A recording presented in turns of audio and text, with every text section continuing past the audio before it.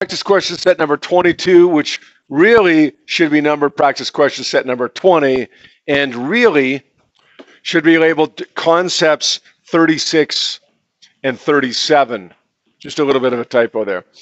Question number one, a question that we saw in our practice question set, a question that we will see on tomorrow's quiz for sure, a question that we will see on your unit exam for sure, and a question that you will probably see on your diploma exam as well. It may look a little bit different, but it's going to be essentially the same thing. You know what? There's a good chance it's going to look almost exactly the same. Okay? Bottom line is it's going to boil down to the same thing. This is a Mickelson question, 8-sided mirror, pretty standard numbers, although you can see my distance here is 30 kilometers, not 35 kilometers, what Mickelson used. Okay, no big one. We want to know the frequency at which this thing needs to rotate in order to see the light at the detector, at the observer. So what do? Same thing as we always do. We say t is equal to 1 over f. This is the period is equal to 1 over the frequency, and the period, of course, is the time for one complete rotation. We're going to say for the other one, for the other equation, v is equal to d over t. Little t is the time for 1/8 of a rotation, or 1/16 of a rotation if it was a 16-sided mirror, or 1/12 of a rotation if it was a 12-sided mirror. We don't know what period is. We don't know what the frequency is. So let's just sub numbers into the second equation. The speed of light is 3 times 10 to the 8. The distance that it travels is 30 there and 30 back, which gives me 60,000 meters. The time for 1/8 of rotation is what we can solve for here. And when we do that, it works out to be 2.00 times 10 to the negative 4 seconds. That's not the one we want. It never is. The one that we get is never the one we want. So we have to do something with it to get the other t. What are you going to do with a little t to get a big T? Multiply it by 8. Multiply it by the number of sides of the rotating mirror.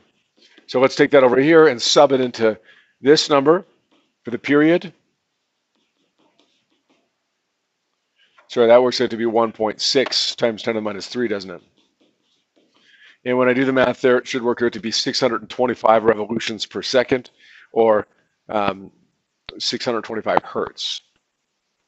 All right, if they happen to give you revolutions per minute, right, multiply by 60 to get revolutions per second. Or if you happen to get an answer here, revolutions per second, you got to convert it to revolutions per minute, then of course you're going to divide by 60. All right, next question. Says there's a strong evidence that at least 2 planets are orbiting the pulsar neutron star PSRB 1257 plus 12. I'm not sure where they get the names of these things, but in the constellation Virgo. The star emits radio waves that are detected with a 305-meter diameter radio telescope. That's a pretty big telescope, 305 meters. That's 3 times the length of a football field. That's how wide this telescope is. The time that it takes for the emitted radio waves to reach Earth varies somewhat. One difference between radio waves and visible light is that radio waves, well, they can be reflected. Both can. They can travel through a vacuum. They do not travel at a lower speed than radio waves. They do have a longer wavelength than visible light. Radio waves, microwaves, infrared, visible light, ultraviolet, X-rays, gamma rays. If we're comparing radio waves and visible light, radio waves have a lower frequency, therefore a higher wavelength. The answer would be D. Number 3, radio waves from a space longer than 1/10 the diameter of the radio telescope. The diameter was 305 meters, so the wavelength would be 1/10 of that, or 30.5 meters. We're looking for the frequency, which is 3 times 10 to the 8 divided by 30.5. And when I do that, it works out to be C, 9.8 times 10 to the 6 hertz. You could probably figure that out actually by process of elimination if you were really thinking about it, because in the end, radio waves are, well, microwaves are 10 to the 9 to 10 to the 12, right? Therefore, radio waves have to be somewhere below 10 to the 9. Well, the only ones that work are A, B, and C. A is way too low. That's like in a wavelength range, not a frequency range. B, it's possible, but very unlikely, because that's pretty low, right? C is by far the most probable, and it works out to be the correct one. Which of the following types of radiation has the longest period? Well, period is 1 over the frequency. So the one that has the longest period is going to have the shortest or the smallest frequency. And the one that has the smallest frequency would be radio waves. Small frequency, big period. And finally, question number 5. Sorry, 2 more, I guess. An ice rink is lit by bluish light with a wavelength of 500 nanometers. What's the period? Period is 1 over the frequency, and the frequency is V over lambda. 3 times 10 to the 8 divided by 500 times 10 to the minus 9. That's going to give me 6.0 times 10 to the 14. No, 10 to the 5. Is it 10 to the 5? So my answer for that one would be C.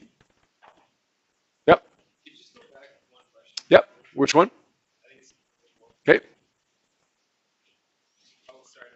3. Okay, how did I know the wavelength was 30.5 in question number 3? It tells me up here, we have to use the following information to answer the next 2 questions. The diameter of the telescope is 305 meters. And it tells me down here that radio waves are spaced longer than 1/10 the diameter of the radio telescope. So 1/10 of 305 is 30.5 meters. Sometimes that happens to us, right? When it's use the following information to answer the next 2 questions or 3 questions, or the record that I've seen on a diploma exam is use the following information to answer the next 14 questions. Like almost a third of the diploma exam. They tend to do that less now. They tend to make them smaller now. They make you read a page of information to answer 1 or 2 questions instead of a page of information to answer the next 14. So that's a positive thing. Makes it easier to keep straight where the information goes, but it ends up being more information per question, so it's a trade-off. When you do see this, it's not a bad idea, especially if it happens to go to the next page, to circle those questions. Right, the next 2 questions, all right, 2 and 3. And then when I get down here to number 3, I'm not going to forget that I have to look back to that information. Is that okay? Yep. Number 5, I answered the frequency. Oh, I did, yeah. Yeah, I did. So that's going to be 6.0 times 10 to the, that would be 10 to the 14, right? Right? What is it? And then I take that over here to solve for the period. And I think that's going to give me A, isn't it? 1.67.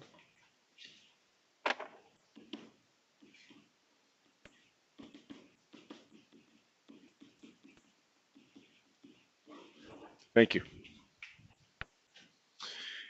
And finally, numeric response to question number 1 says, an explosion that produces a flash of light occurs at a distance of 6.06 kilometers. We don't want those units, kilometers. From a group of people. The minimum possible time expressed in scientific notation before the people can see the explosion is what? Well, V equals D over T. T is equal to D over V. The distance here is 6.06 times 10 to the 3 meters, or you could just say 6,060 meters, and the speed of light, of course, is 3 times 10 to the 8 meters per second. That worked out to be 2.0, I can't remember, 2.02 times 10 to the negative 5. So we'd express that as 2025.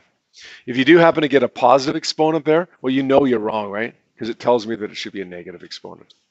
Sometimes they give us a bit of a break like that.